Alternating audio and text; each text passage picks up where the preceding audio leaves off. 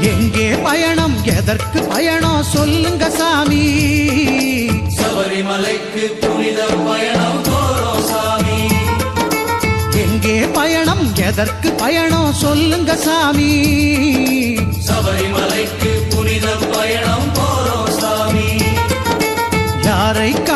யாரை காண சொல்லுங்க சாமி. ஹரிஹர புத்திரன் ஐயனை காண போறோம் சாமி. ஹரிஹர புத்திரன் ஐயனை காண போறோம் சாமி. எங்கே பயணம் எதற்கு பயணம் சொல்லுங்க சாமி.